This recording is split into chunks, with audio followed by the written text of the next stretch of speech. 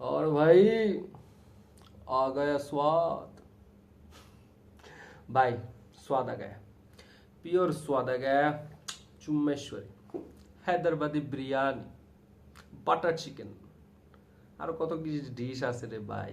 ভাই একেবারে মজা লাগছে ভাই, সেই মজা লাগছে। What a cooking, what a cooking. উফ আল্লাহ। উফ, ভাই এমন ম্যাচ দেখার জন্যই আমরা ক্রিকেট খেলা দেখি, এমন ম্যাচ দেখার জন্যই ক্রিকেট এত সুন্দর।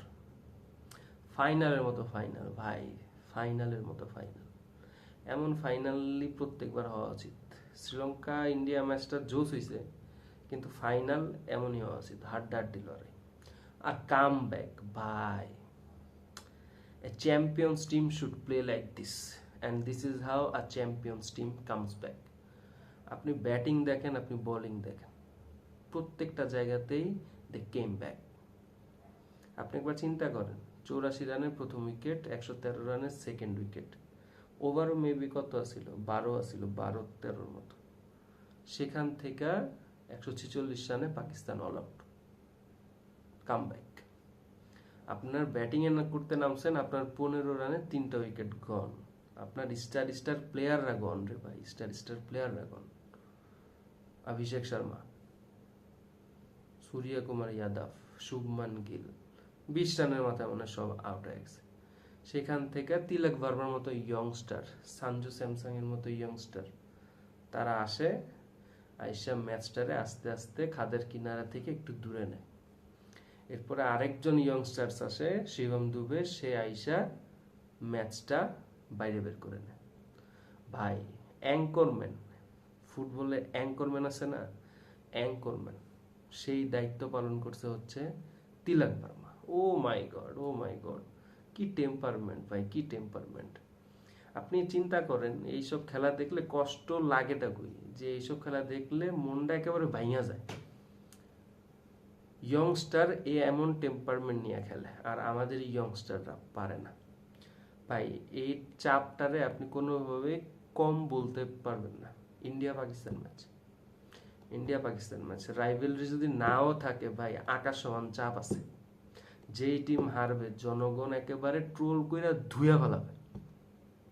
আর যদি কারো একার দোষের জন্য ম্যাচটা ডুবে, তাইলে তো শেষ, ইজ গন, তার বাড়িঘরও গন, সব গন। এমন একটা অবস্থা, এমন একটা যদি পরিস্থিতি আপনার জন্য অপেক্ষা করে, এমন একটা চাপ নিয়ে আপনি মাঠে খেলতে নামছেন, আপনার টিম অলরেডি কোলাপস করছে, ওইখান থেকে আপনি অ্যাঙ্করম্যানের মতো এভাবে যদি একটা ম্যাচ জিতান, আপনি চিন্তা করেন আপনি কত বড় মাপের প্লেয়ার।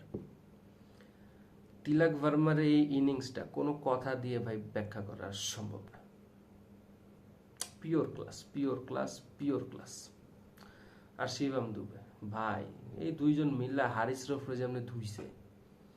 সালমান আলী আগা হারিস রফের 3টা ওভার রাখছে শেষে দিয়ে, আর সে বোলিং করতে আসছে, 15 নম্বর ওভার থেকে বোলিং করতে আসছে। ওরে ভাই রে ভাই, সে একেবারে দিছে খিচ্চা খিচ্চা মায়ের, আর ওরে ধুইছেও ভাই পোলাটা। ওদের যে কোচ মাইক হ্যাসেন ট্রাই করছে ভাই, সে ভিতর থেকে এত এত ইনপুট পাঠাইছে, এক্সিকিউট করতে পারে নাই হারিস রফ। পাকিস্তান অবশ্যই ভালো খেলছে ভাই, তাদের নিয়ে ভালো কথা বলা উচিত, ঠিক আছে। তারা মানে গ্রুপ স্টেজ সুপার 4-এ এমন বাজে খেলা খেলাও ফাইনালে আইসা এমন একটা ফাইট দেওয়া কম না। আর এসব টিম ফাইনালে এসে ভালো খেলবে ভাই, কারণ তারা ফাইনাল খেলছে আগেও, তাদের ওই এক্সপিরিয়েন্সটা আছে কিভাবে ফাইনাল খেলতে হয়। আর ইন্ডিয়া পাকিস্তান ফাইনাল, আপনি ভাবেন এশিয়া কাপের ইতিহাসে 41 বছরের ইতিহাসে এই প্রথমবার ইন্ডিয়া পাকিস্তান ফাইনাল হচ্ছে, and India own them, own them. Oh my god, oh my god ভাই, আর কিছু বলার নাই। এইসব খেলা দেখলে আফসোস লাগে যে ওদের ইয়ংস্টাররা পারে, আমাদের ইয়ংস্টাররা পারে না। আমাদের ইয়ংস্টার বাদ দেন ভাই, আমাদের অভিজ্ঞ প্লেয়াররাও পারে না। আফসোস নিয়ে থাকতে হবে আমাদের, থাকে।